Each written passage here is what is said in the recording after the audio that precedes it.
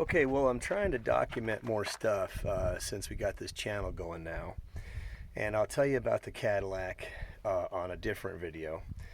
So if you like what you're seeing and everything, I guess I gotta ask to give me a thumbs up if you would, please, and subscribe if you would, so that we can get the channel off the ground. And this is the 51 Cadillac that we were able to get out of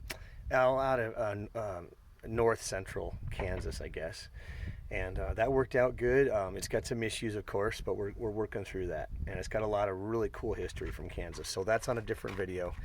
And so right now we are in eastern Colorado.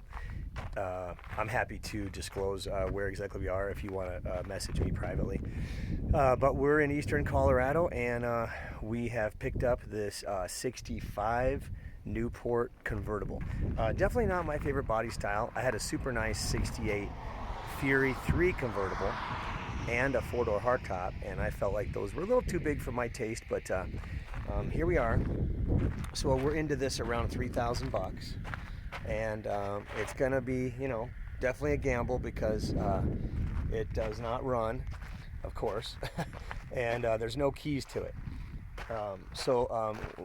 Supposedly, and I do trust the seller. He's a really nice guy. I think that we'll have a clear title on it.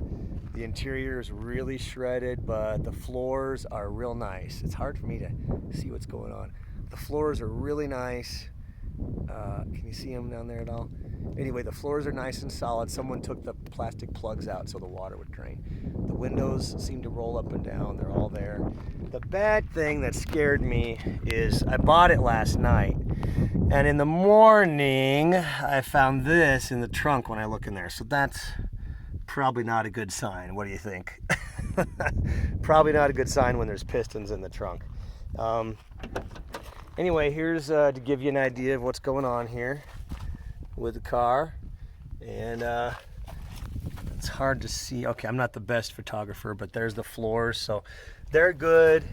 The dash pad is nice. Someone covered the steering wheel, so that really saved it from the sun. And the top looks to be all here, but yeah, the top looks to be all here. Oh yeah, so someone just connected this, so maybe they started to part it out, but it's still here. So I think the whole top is here. That's very helpful. I'm learning how to put tops on, so the header bow is metal and everything, so that should be easy. And I'm learning how to do that, so there's not a lot of rust in it. Some back here. The skirts are on it. Okay, am I able to get this? There's some rust. Hopefully that's showing up okay. So it's got 4 roller wheels on it. The tires are holding, it looks like. Really ugly, I think, rather ugly hubcaps. But here's the front, and it's this piece is loose. The grill is good, the bumper's good, and this piece comes with the car. And so I think we've got a 383 here, right, boys? If you have any comments on that, let me know. As far as I know, I would have a little flat spot. Where's my finger? I would have a little flat spot right there if it was a 440. So I'm thinking this is the 383. Got something weird going on with the power steering pump. It's crooked right here. So I don't know what the deal is with that. We have to get that straightened up before we can fire it and try it. The carburetor is full of junk, so we're gonna have to remove the carb and blow it out before we do anything, and probably fill the cylinders with oil. If you have any comments there, let me know. I did go ahead, and since I'm not picking the car up right away, I'm gonna have to come back for it.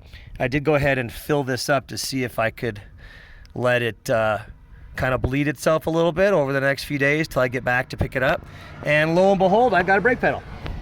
So we're on a good track so far. We got a brake pedal. So we're gonna get this running. We'll probably, there's the front. I don't usually sell cars right away, but you know, this one will be available for sure. Maybe around $5 grand, pretty reasonable for a convertible. It'll be running and driving, hopefully. And I don't usually do that, but this one, I'll have to do something with the seats. It's not that hard. You put some foam in them and then just stretch something over them, I'm not going to reupholster them. But that's what we got going on here out in eastern Colorado. 1966. Where is that at?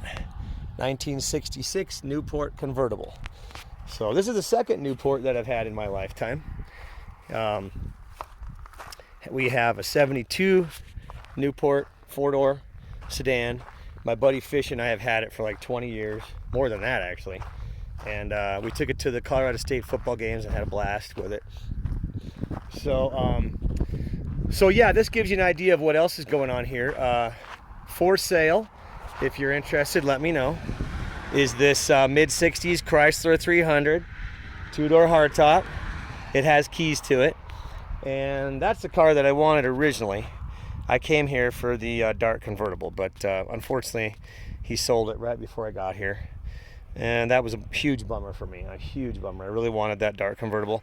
It's a GT, and then here's a 64 2-door hardtop GT. My buddy was interested, but it doesn't look like he's gonna buy it. The 4-door looks like it's gonna go with the convertible. So I lost out. Those cars I would have been interested in, but I lost out on those. So if you're interested in this, I can put you in touch with the seller. And looks like we're going to be doing some work on a mid-60s Chrysler Newport convertible. So if you have any comments or advice, we sure could use it. We're going to see if we can get this running and driving over the next couple of months and go from there. And if you would like some entertainment, we'll have a separate video on the 51 Cadillac with a long history out of Kansas. Really great history, really great people, just salted the earth. It's just wonderful to meet everyone and have a story. The story of the car really made it twice as wonderful as just getting the car. Okay, so that's our story today. And if you could give us a thumbs up and a subscribe, and comments are helpful, and I'm sure appreciate it as we get this channel off the ground. God bless you, and God bless America.